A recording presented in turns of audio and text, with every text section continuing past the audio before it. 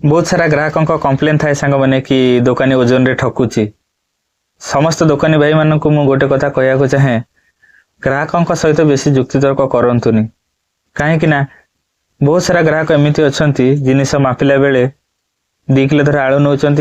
250 तो आप हिसाब कला बेले जिते पचारे आलू केते मापी से जहाँ 2 किलो कह 200 से कहबनी